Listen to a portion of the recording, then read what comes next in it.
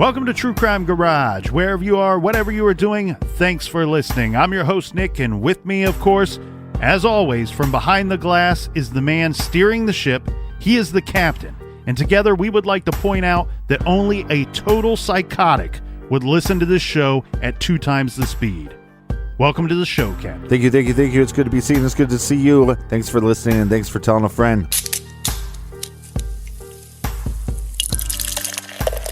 This week we are drinking Anneuser Busch's Budweiser, an American lager and an American classic, the one-time king of beers, Garage Grade, 3 bottle caps out of 5. And this week our fridge is full. Thank you to all of you out there, but specifically, first up, thanks to Laura P. in Washington. And a big shout out to Emily in Osage, Minnesota. Next up, we have Brian in Highlands Ranch, Colorado. And in Birmingham, Alabama, we have Andrea. Cheers, mate.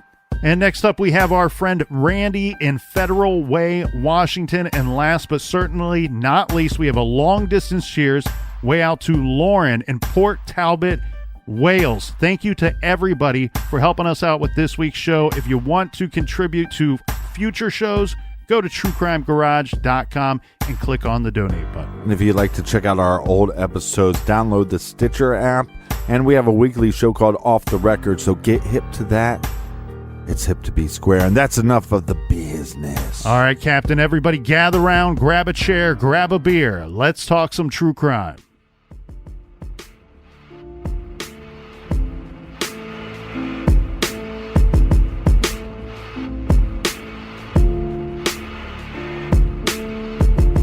All right, we're back with part 3 of Brandon Swanson. It's like we never left. Yeah, some people cover this case in 10 minutes. We covered in 10 hours. 10 episodes.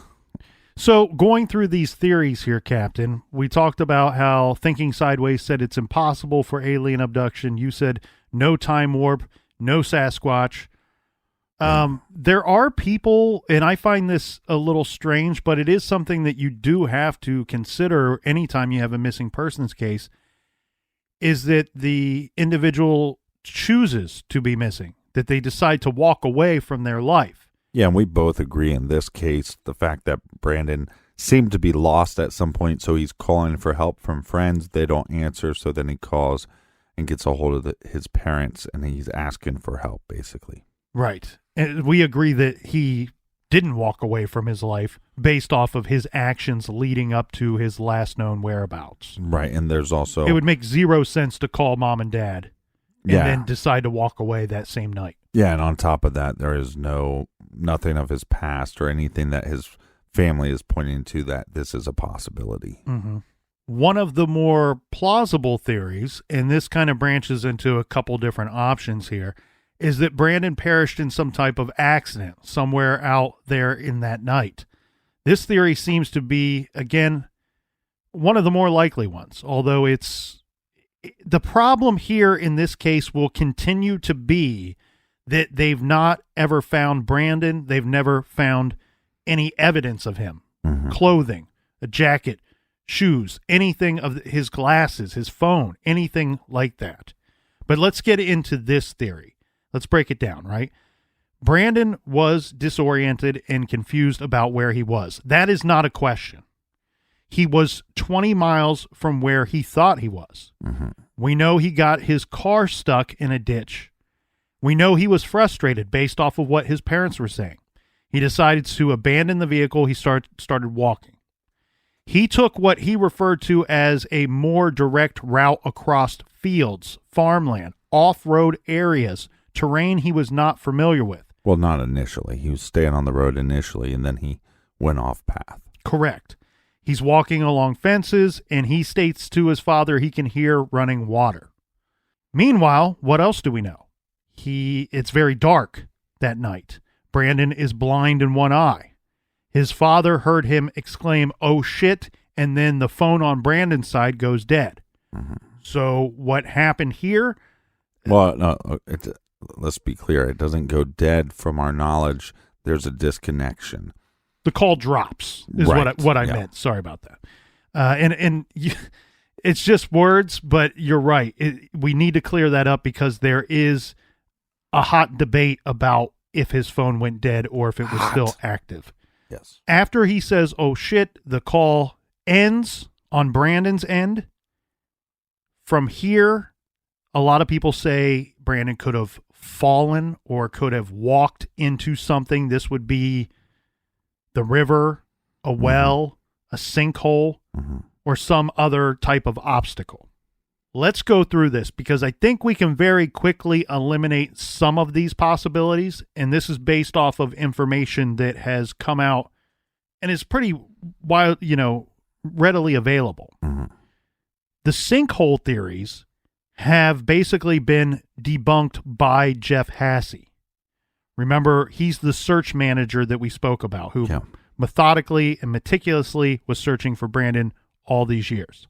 He stated that the radius where he calculated that Brandon could have possibly walked from his car, and this is even after the call went dead, according to the blog that he maintained that we referenced yesterday, that cites details in the searches conducted for Brandon, making these public. He states that sinkholes form in karst or cave geology. Now, he also says that the only karst geology in Minnesota is in the southeastern part of the state. The area where Brandon went missing is in the southwestern part of Minnesota.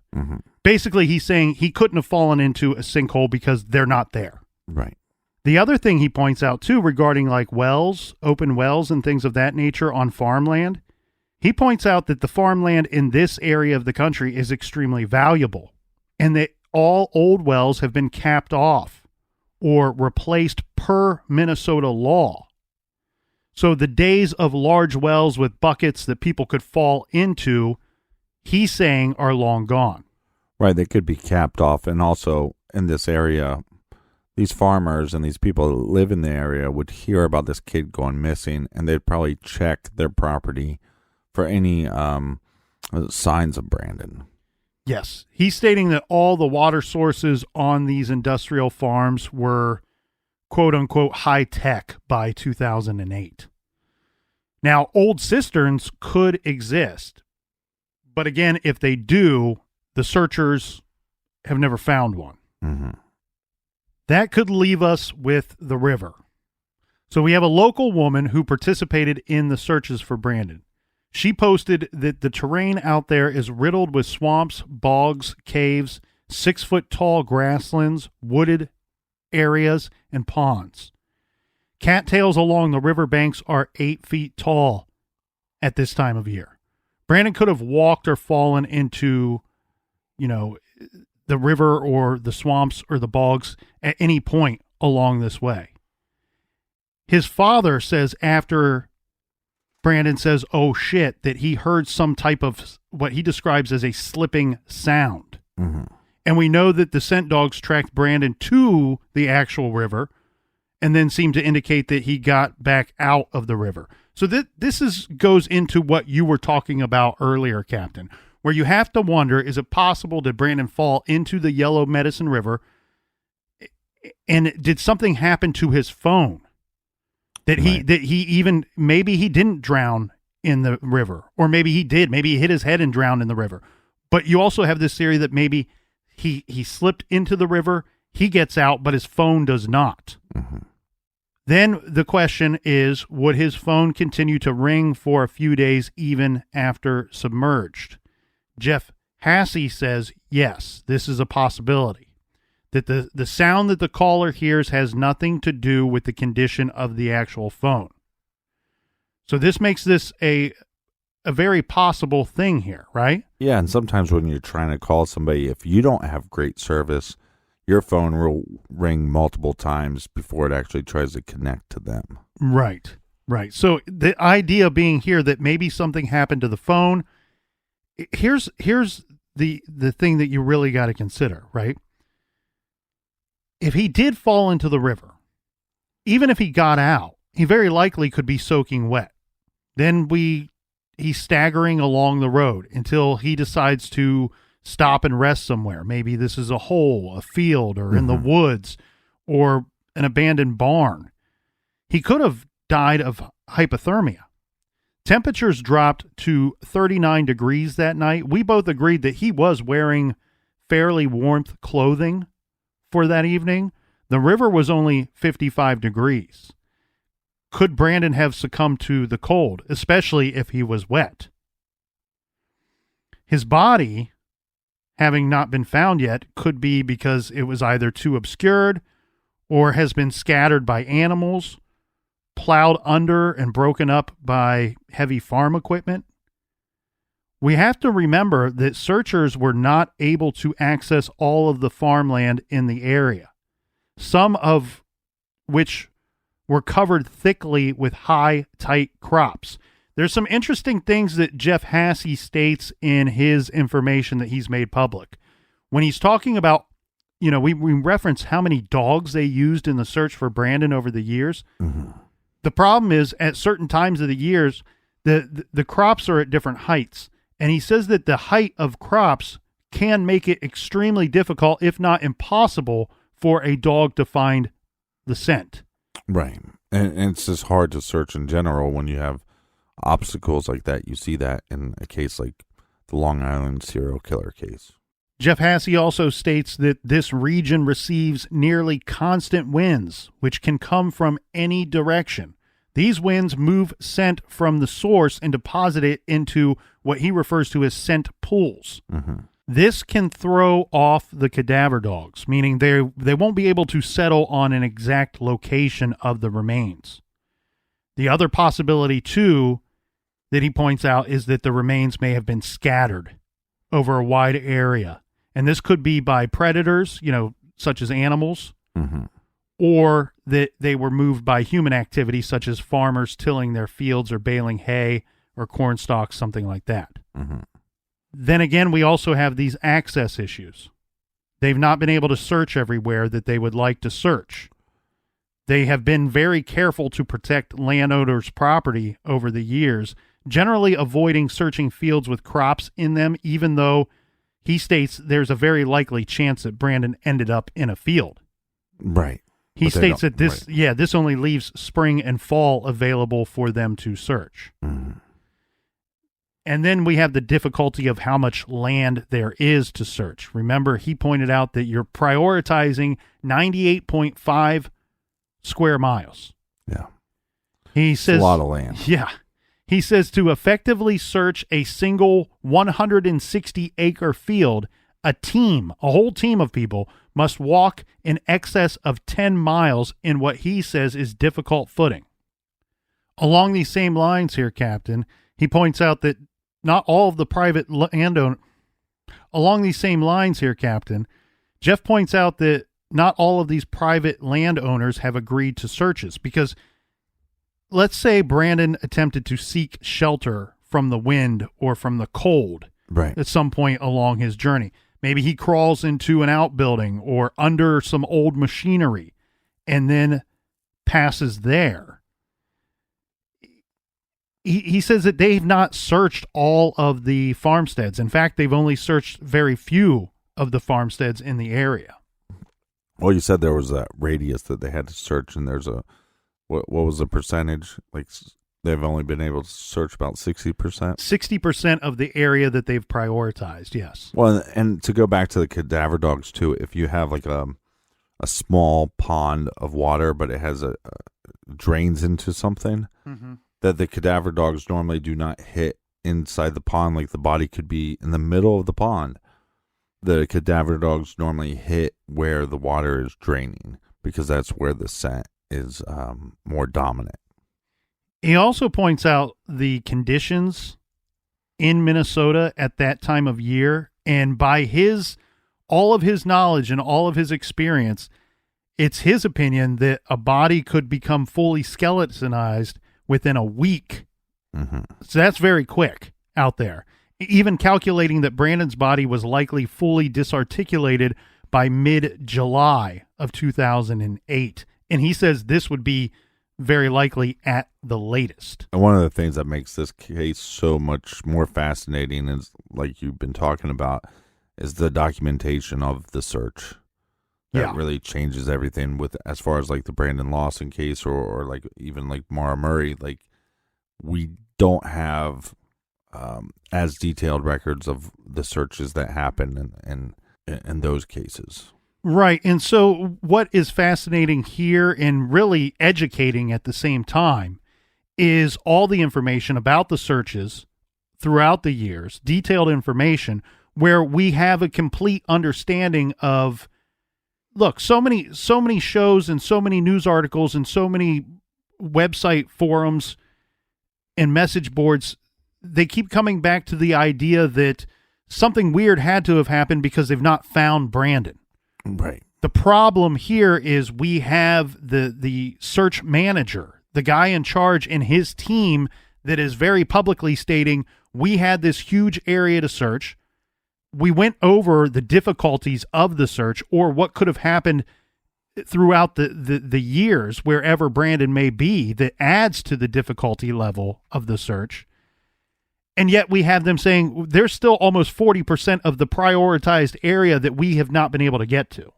Yeah, which is sad because this is somebody's child. This is people's friends, and I understand why some of the places haven't been searched, but it's kind of sad. Yes. I mean, there's a multitude of reasons why certain areas have not been searched, and some of it is just happenstance. Some of it is just the lay of the land itself. What do we think happened here, Captain? We could spin our tires all day long on the possibilities and the searches and what has taken place over the course of 11 years, or almost 11 years now. What do we think happened? And well, let's take a quick beer break so we can gather our thoughts and gather some beers.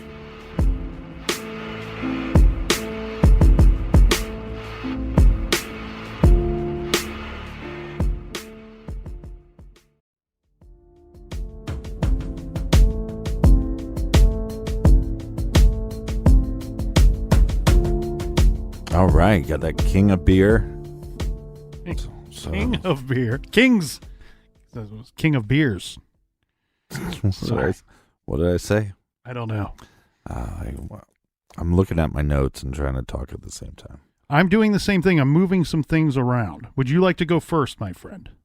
Yeah, I can. I think, to me, it's where does the evidence take us? I think, one, with this search, we will find, with the abandoned car, we're going to find him within this area. I think where the initial scent dogs hit into the river, that's the Yellow Medicine River. Correct. Where they hit there and then came out of the river, I think they should have just probably stayed in the river.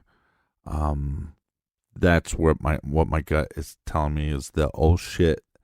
Again, when he was talking to his father, he's saying, well, I'm along this fence line. I can hear water. And then boom, oh shit. We have no signs of foul play, but that does not mean that further down the line, if the scent dogs just stopped that further down the line, there wouldn't be maybe something, but we have had no reports of that. So I think where the car was, with possibly being tired, I think with possibly being, let's say buzzed. I think there's some evidence that he had a few drinks. He was frustrated. He was tired. He was walking. He was trying to get help. He was definitely lost or not in the area that he thought he was. I think that area is very easy to be confused, and I think you're going to dive into that more. But I think, like I said, the dogs take us to that area. I think his conversation with his father on the phone points to being in that area and to be around that river. Mm-hmm. We have not found his body. Now, I think that is a leap. Like you said, maybe 60% of this area has been searched, 40 hasn't. So could you find his body somewhere else? Yes, and I understand that they also searched this river. I think it'd be a lot harder to find his body in water in general. So I just think that kind of leads to it. And I know, like I said, I know that's a leap to say, well, we haven't found his body on land, so therefore it puts him into water.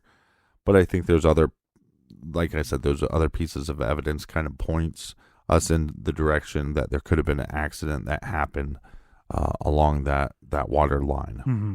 Mm-hmm. I want to address a few different things that I think are confusing this whole situation from all of the armchair detectives, all the people on the outside looking in.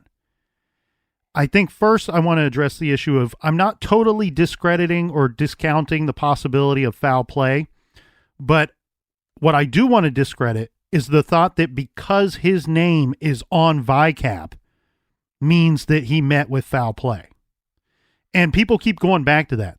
Well, law enforcement must know something that we don't know because they put him on VICAP. That is a possibility, that they know something that we don't. It's definitely a possibility, but looking into that specific situation, what I gathered from the database is that VICAP was alerted of Brandon Swanson's situation on March 5th of 2010. And then it was released to the public as being part of the VICAP database on April 7th of 2010. Now, remember what we reported earlier, that back in March of 2010, the Minnesota Bureau of Criminal Apprehension became the lead investigating agency on the case. New eyes looking at a cold case. What I'm getting to here, Captain, is it's my thought that the reason that Brandon is on VICAP is not because there is evidence of foul play or that he was met with violence. It's simply because a new agency took over his case and decided to ask it to be applied to VICAP as something that it can't hurt to put him on the database. Right. The only thing that can hurt is the rumor mill. Mm-hmm.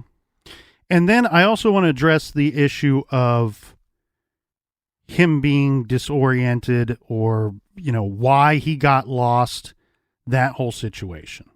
First of all, I question, one, how well he would have known any of these areas outside of Route 68 and Route 23. I seriously question that. First of all, how experienced of a driver is he? He's only 19 years old, and we have some stories that may indicate that he might have even lost his license at one point. And then people point out that, well, he traveled this route for a full school year to and from Marshall and Canby, where his school was. I take a little issue with that too, because the typical school year at this school is late August to mid-May. It's not really a full year, one, and they take about a month-long break in the middle of the winter. So it's not a full year, first of all. And then second of all, why would he know the areas off of Route 68? Route 68 takes him to and from school. So I really question how well he knew this area. Then on top of that, we have some confusing things going on regarding the lay of the land. Mm-hmm. So anybody that has seen this area on a map will know that the streets and the roads, the country roads out there, are laid out basically like a square grid. Yeah, I believe there's a simple version of this map on Wikipedia. Yeah, I would encourage anybody to look up that simple version of the map and then use your own map app to really zoom in on some areas and go through that trail that we discussed in detail regarding the dogs' movements when they were following or believed to be following Brandon's movements. Mm-hmm. Now, what you will see here is regarding this map. Okay, so picture a square. If you're not looking at it, picture a square. Route 68 runs diagonally from the northwest corner of that square to the southeast corner of that square. Mm-hmm. Above Route 68 and below Route 68, you have country roads that are laid out in a grid. Now, north of 68, we have street names and avenue names such as, they're all kind of numbers. There are some that are named, but the overwhelming majority of them are just numbers, meaning like 360th Street, 280th Avenue, 110th Street, 150th Avenue, so on and so forth. You get what I'm talking about. Now, north of Route 68, all of the numbered roads If they're going east to west, they are an avenue. If they're going north to south or south to north, they are streets. If you get south of 68, it flip-flops, where all of the numbered country roads going north to south are avenues, and east to west are streets. What I'm getting at here is you would only have to take one wrong turn to end up going the wrong way if you, let's say you are somewhat familiar with the area and you are aware that, avenues run east to west, streets run north to south. Even though I'm lost, I'm going to use that information to guide me back to where I think I need to get to. Well, if you make one wrong turn, basically take that whole square map that I just described and turn it on its side, because now the streets are going east to west and the avenues are going north to south. It's a very tricky area. So I completely understand why anyone, regardless of their situation, how much they've had to drink, how little they've had to drink, what they've ingested or not, would get turned around and confused in this situation. And again, as we pointed out, there are indicators to him that he is right in his statement, where he sees, I got to go across a major road. There is a river that runs into that town. I must be where I think I am. Right. And the simple fact of the matter is the people that say, well, he knew this area. Well, he didn't, because where he told his family he was not. And that's all the proof that you need, that he didn't know where he was at. Maybe he does know that area well, but that night, no, he didn't know where he was at. The other thing, too, that I think gets in the way of really sorting through all of this is the oh shit moment, right? So this case, oddly enough, made me think back to my childhood. Okay, I'm a child of the 90s, and what I'm talking about here, Captain, is the song The Things That Make You Go by CNC Music Factory. This was a 1990 release. Things that make you go, what? Don't bother looking up the song. It's as bad as you expect it to be. Okay, now look, this case, of course, this is a tragic case here of this young man, but it's truly a big question mark. And why so many people are fascinated by this case is that it's a big question mark. Now, if you look at the lyrics for that song, The Things That Make You Go, the lyrics in that song is listing out very simply the things that make you go, Now, there are a lot of questions in this case, but what I was really looking at regarding the phone call, he says, oh shit, and then the phone call ends. I was really thinking to myself, what are the things that would make me go, oh shit? Right? And so we're going to put ourselves in Brandon's shoes here, so to speak. Now, that could have been any number of things. It could have been some type of accident. He could have hurt himself. You know, people say he a car stepped in a pile of shit.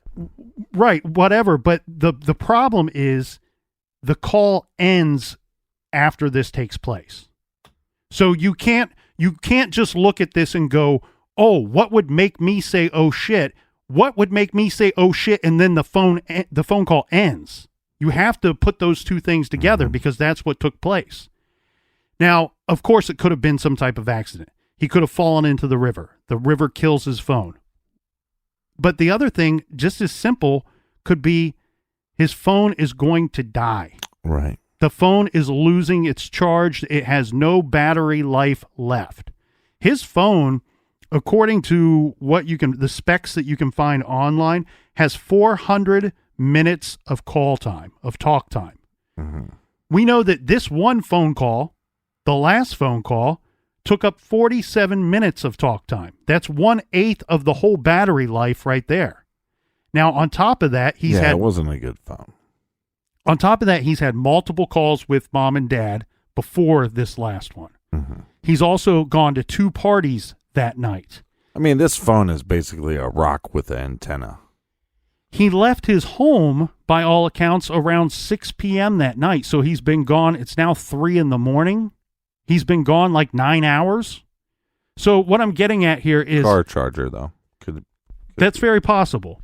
But what I'm getting at here is that it's very likely that he could have been talking and talking and talking, pulled the phone away, looked at the screen and went, oh shit, or got some kind of notification that he heard on his end, but his father didn't hear, and goes, oh shit. And then the phone goes dead simply because the battery life ran out. The thing here is that doesn't get us any closer to what happened to Brandon, but what I'm getting at is what I think is so polarizing about this case, is that phone call, where I think it's just kind of confusing and it's really clouding the whole situation. The phone call and him saying, oh shit, may mean nothing at all. Could be something super small, something as simple as his phone dying, and then whatever took place after he no longer had the use of his phone. I do think that there's some type of accident that took place out there that led to his demise, that he probably did succumb to the elements at some point that evening. And I think it's very likely that he is somewhere in that area that they've been unable to search for any number of reasons. That's 40% of the area. I think that's what happened here. I think everything that the people that are closest to this case are saying is probably exactly what happened. He wasn't that messed up. He got disoriented because the area itself is confusing. Yeah. It's late at night. It's not well marked. It would be confusing for anybody traveling in that area. Right. He tried to turn around because he knew he had to go an extra mile or two to get to the next intersection, and he was frustrated and upset that he wasn't home already, and he just wanted to turn around as quickly as possible, and he ran into the bad luck of getting his car hung up in the ditch. And then he ran into further bad luck of having indicators pointing out to him that he may, in fact, be where he thinks he is. I think this is just one of those tragic cases, and unfortunately, I've heard statements from his mother and from his sister that are just heartbreaking, where his mother says, I'm kind of come to the conclusion that we won't find Brandon in my lifetime. And then his sister adds to that by going, I'm starting to think we won't find him in my lifetime. Yeah, and because even if you take, like I said, my theory, I lean more towards the idea that he ended up in that river. Well, we know what the water can do to bodies and speed up the decomposition of the body. Not to mention the weather out there being a little more extreme and colder weather, and then also, if you're right that he is somewhere in this 40% that they haven't been able to search, like you talked about, you have farm equipment, you have a lot of this machinery that's going to be coming through, you have animals, you have the weather, you have all these things stacked up against you to actually find his remains. Mm-hmm. Right. And the thing I want to point out here too, Captain, is, look, I'm sure there's a lot of us out there listening to this and going, well, whatever happened to Brandon would never happen to me. I have GPS on my phone. I have a much different phone than what Brandon had to carry back in 2008. Let's be smarter than that. Let's take this a step further. Put some things in your vehicle. Put some safety precautions in your vehicle. Flashlights. Yeah, and he might have had some. He may have, but he was a young kid. I think this is just this was a friendly reminder to me, or an unfriendly reminder, however you want to look at it. A reminder to me that it's a good idea to have things like a flashlight, first aid kit, flares, however far you want to take this thing. Blankets. Some people put bottles of water in their vehicle. This can happen to any of us. And if you're better prepared, you might have a different outcome. Yeah. And even though I really think my gut feeling is correct, and then even if it's not correct, then I'd lean more towards the idea, okay, well, maybe he made it out of the water, and now we just haven't found him in that 40% that hasn't been searched. I can go with that. That one of the things that really makes me ponder this case more is the vehicle is left and both doors are open. Mm-hmm. That doesn't make a lot of sense to me. It seems, one, super strange to me and a bit creepy and scary at the same time. Mm-hmm. That's the only indicator throughout this whole story that whatever Brandon was telling his father and his mother, that something totally different could have been going on. That's the only indicator to me. One way that I've tried to apply some just very basic logic to why the car doors would be open. Obviously, if somebody came along and wanted to steal something or look for something of value in the car, that's an obvious thing. Right. But I also wondered if, look, they were trying to use lights earlier in this whole thing as a way of finding one another by flashing the lights. Part of me wonders if Brandon, look, we know he was a smart guy. There's nobody disputing that. I wonder if while he's troubleshooting his problem here, if he thought, you know what, I'm going to head off on foot walking northwest towards this town. Yes, I'm going to meet my father there, but he's still under the belief at that time that he is in the area of where his father is searching, right?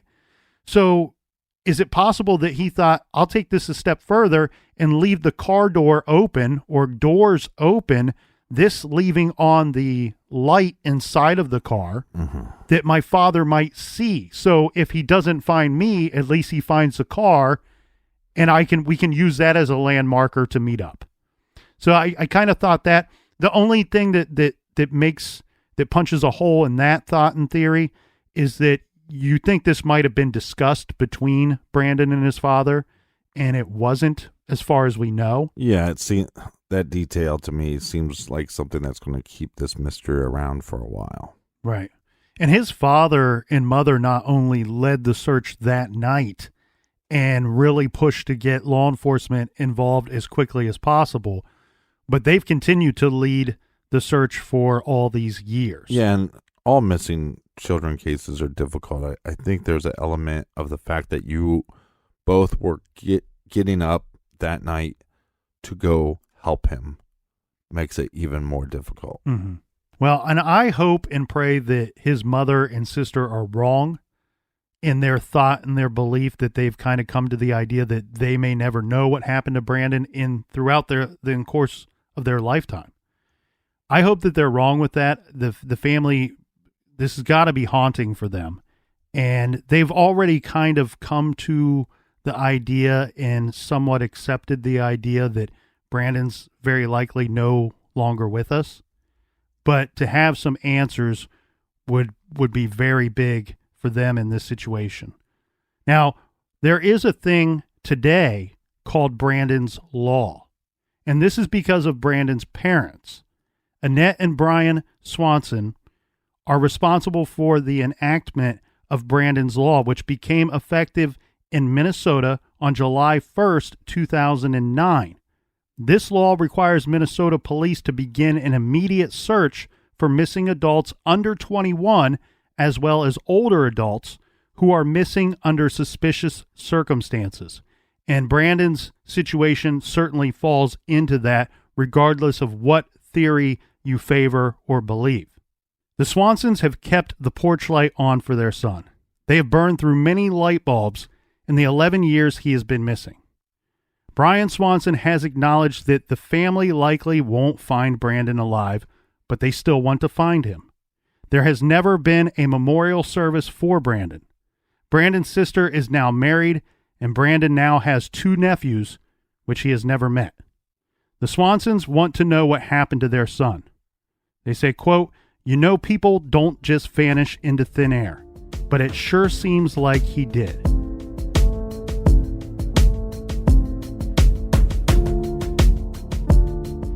All right, Captain, before we wrap things up this week, how about a little recommended reading? We have one from our good friend of the show, Billy Jensen.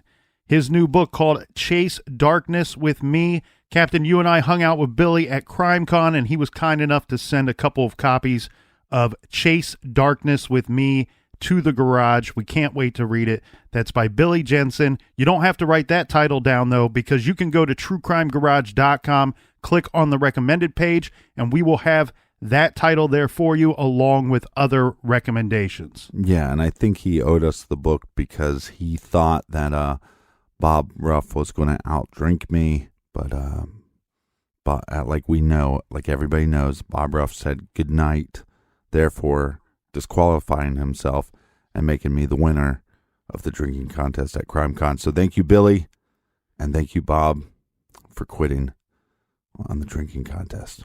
That's right. All right. Until next week, everybody out there, be good, be kind, and don't litter.